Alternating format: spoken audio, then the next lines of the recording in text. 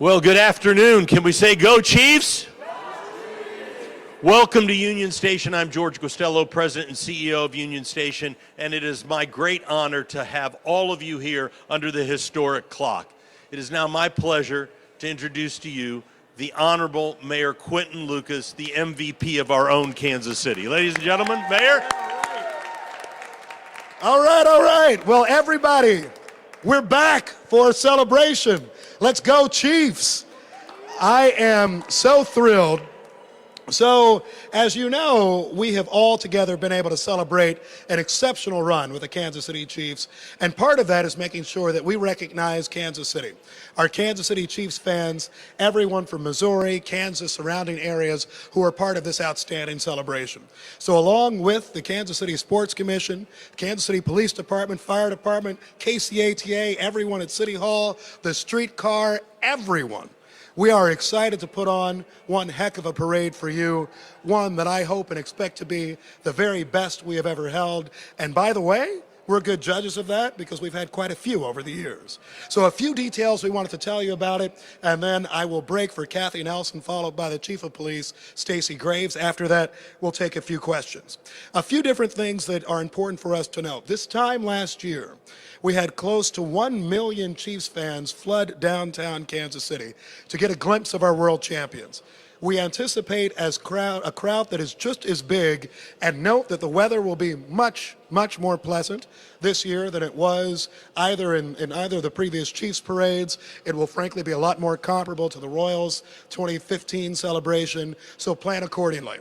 That might mean you need to come in a little bit earlier. We might expect larger crowds. We, from a public safety perspective, are ready for that, but we encourage all of you, if you have a place you went to last year in 2020, it may be crowded by the time you show up.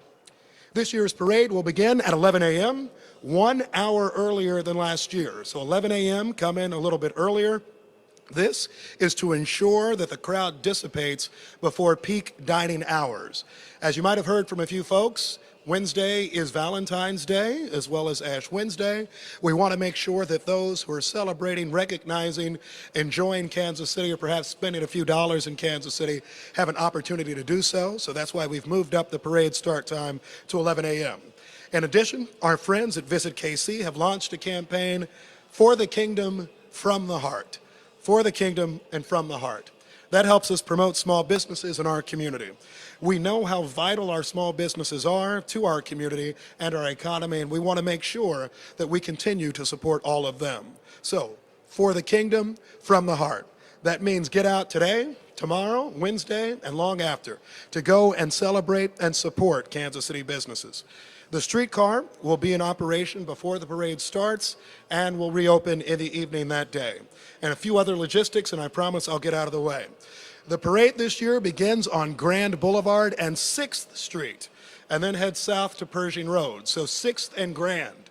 That is different than perhaps those of you who would start in years past in the riverfront area or in the city market area. The parade turns west, as is the tradition, on Pershing Road to Union Station. The Victory Rally stage will be in front of the Union Station on the lawn of the National World War I Museum and Memorial. And we give them a shout out, and our Parks Department in Kansas City for being fabulous hosts to lots of people, working well with Union Station along the way. The Victory Rally is slated to start at 12:45 p.m.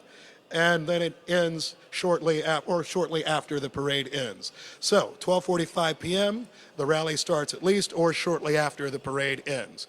You can visit chiefsparade.com for a parade map, park and ride locations, street closures, and more. I'll also give a shout out to City Communications. There's also a kcmo.gov/parade where there are all types of fun details, but they put chiefsparade.com here because probably they want to send you there. Next, we'll hear from some special people, but I have a few things to say first. I had the blessing of being at the Super Bowl last night where Kansas Cityans and Chiefs fans came alive. It was an incredible game. All of our hearts somehow survived. I don't know how many extra calls KCFD had to handle last night from people who were having just an amazing and exceptional moment, but it was great. And the story of the Chiefs throughout this season and their perseverance helps share the story of Kansas City and its perseverance. We are so excited for this parade, not just to celebrate the Chiefs, although we are thrilled to celebrate them and welcome them home later this afternoon, but also Kansas City to celebrate all of you, to celebrate the commitment to your team, to building an outstanding community, the workers who help us put this event on, and more than anything, how great it is to be a Kansas Citian in 2024. May we run it back in the future, and may we have one heck of a parade coming up on Wednesday. Now I turn it over to the CEO of the Kansas City Sports Commission and a bunch of other things, the exceptional, the often imitated, never duplicated, Ms. Kathy Nelson. Oh, Mayor, I do love working with you. Thank you for that. As the mayor shared, my name is Kathy Nelson. I serve as president and CEO for the Kansas City Sports Commission, and I also serve as president and CEO for Visit KC. And I really do want to acknowledge George and the great staff here at Union Station for all of that you do. So thank you, George, for putting up with us on the multiple big events now that we host here. And Union Station will be closed to the public on Wednesday, February 14th until the celebration rally ends. The Union Station parking garage will be open for those wishing to purchase a parking pass, and you can go to unionstation.org to reserve your spot. And Union Station will reopen following the parade and the rally because we know a lot of you have reservations for dinner at Pierpont that night. So we want you to be able to get in here and enjoy your dinner and celebrate all the love about Kansas City. So Union Station will reopen after the rally so you can enjoy your Valentine's dinner. And a huge thank you to Kelly O'Neill Wenzel, Kelly O'Neill and her staff at O'Neill Events. You know, we were laughing about this earlier with our fire department about everyone's like, great, so now you get to plan a parade. Hundreds and hundreds of hours go into parade planning. We didn't wake up this morning and ask, well, what should we do? You've seen the street pole banners going up. You've seen the fencing going up. That has been in the works, just like every other city that's planning something. So that didn't just start. I can tell you we've had weeks and weeks of meetings. So Kelly, thank you for joining our Sports Commission team and your team. So each of our parades is a very special experience for Kansas City, and since this one does fall on Valentine's Day, Visit KC has created a campaign dedicated to highlighting small businesses, including florists, restaurants, chocolatiers, retail, and more. Our theme this week, as the mayor shared, is For the Kingdom, From the Heart, Kansas City's Love Story. And it's time to showcase our Kansas City heart to the world and our love story and how we support our community. So all week we will be showcasing Kansas City's businesses through a landing page on our website, through emails, advertising, and a very robust social media plan. Additionally, Visit KC has created a free marketing toolkit that any business can use and be a part of this iconic moment for Kansas City this week. And whether they utilize that for social media, for a cookie design or a t-shirt, small businesses can take advantage of this unique combination of love for the Chiefs, Kingdom, our community, and each other. And you can find all that information out at visitkc.com/kingdom. So for transportation, and we have transportation experts in the room with us today that can answer any questions following our remarks. Wednesday, February 14th, the KC streetcar passenger service will be available on all streetcar stops except for Union Station. So starting Wednesday morning, riders and parade goers must exit the KC streetcar at the Crossroads southbound stop, just like we did for the NFL draft. So if you came down for the draft, exact same experience. You can take the streetcar in, get off at 19th in the Crossroads, and then you will walk over. The KC streetcar service will start at its regularly scheduled time of 6 a.m. and will operate in a 10 to 12 minute frequency until approximately 10:30 a.m. And at 10:30 a.m., we will then pause service on the streetcar. That streetcar will be suspended then until the end of the Chiefs Kingdom Parade and Rally. That will then resume once the tracks are clear between 20th and Pershing Road. Park and ride shuttles, and thank you so much to our friends at KCATA. We are going to do that again, and they will run from 7 to 10:30 in the morning, and then again from noon until 4. So when you go to your streetcar or your park and ride location, when you're done with the rally, go back to that exact same location to get back on the correct bus to get you back to your park and ride location. The park and ride locations are as follows: Hy-Vee Arena, West Bottoms area, Swope Park Zoo, Swope Park and the zoo, Oak Park Mall, 47th Street Transit Center, and the former Kmart in the Northland at Choteau and Vivian. There will be parking restrictions along and around the parade route, and these restrictions will go into effect at 11 a.m. tomorrow on Tuesday, February 13th, and extend late into the day on Wednesday, the 14th. We do plan to reopen our streets as soon as possible so that all of you can enjoy dinner on Wednesday night at all of our downtown great restaurants. All of this information is available, as the mayor shared, at chiefsparade.com, and please take time to read through that. There is so much great information there. We want you to enjoy this day. We know with the weather we anticipate hopefully larger crowds, and if you do choose to drive, make sure you carpool as best possible. There will be parking available, as I mentioned, at Union Station, at Crown Center, and there are multiple lots and garages all throughout the downtown area. So look into those options, prepay for your parking, and you'll have a great day.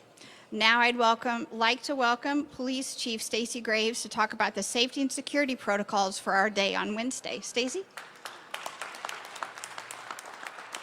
Thank you. Congratulations again to the Kansas City Chiefs on their Super Bowl win. No one is more prepared than us. We are going to make sure Kansas City has a safe, fun day.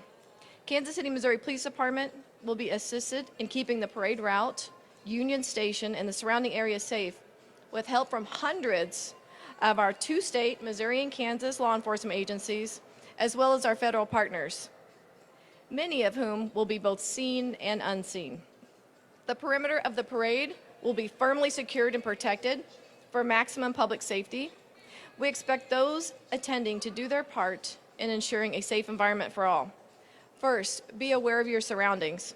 If you see something, say something. There will be officers probably in everyone's line of sight. Contact an officer or call 911. Do not leave bags unattended. Contact an officer again or call 911 should you see an unattended bag. Any operation, deployment, or monitoring of any aerial machinery, such as a drone, any kind of aircraft, or some type of a balloon or ultralights, tethered or otherwise, is prohibited, not allowed at any time during the parade. Visitors may be subject to prosecution and fines for violations of FAA-regulated airspace, but we're not going to do that because we're going to have a good time and everyone's going to be safe.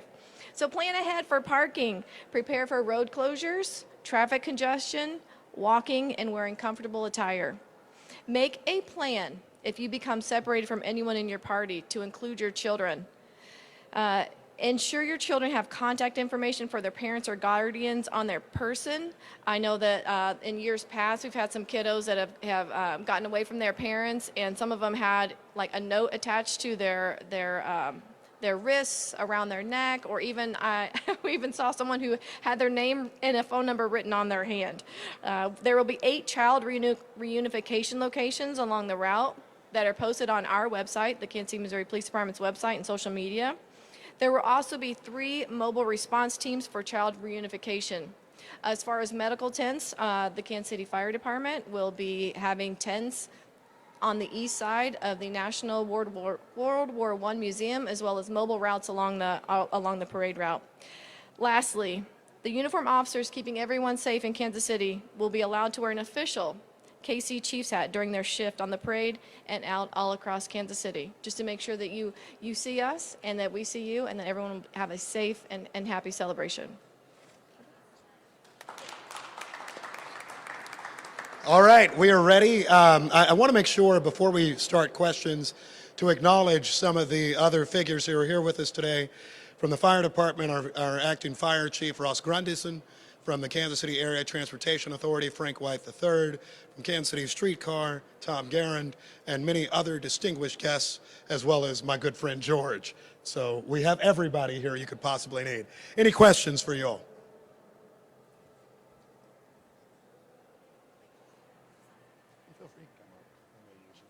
I'm going to start off with the...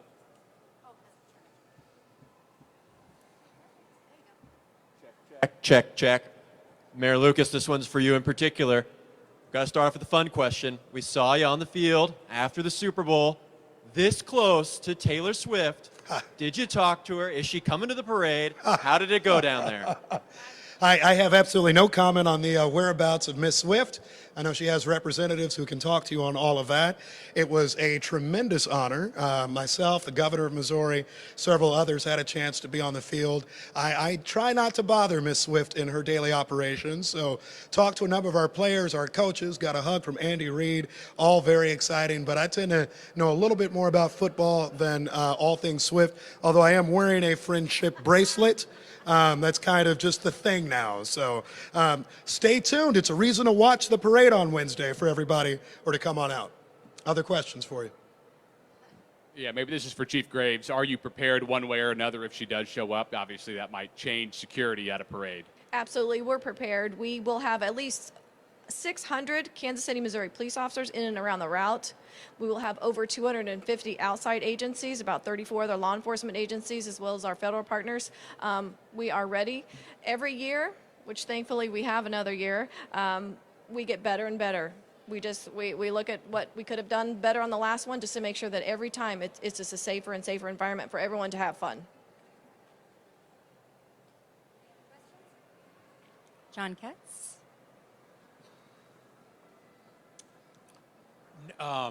Numbers-wise, maybe this is a question for Kathy. Comparing the past 3 parades that we've had, was 2014 or 2015 the biggest when the Royals won the World Series? Do you know that answer? So they're all very similar.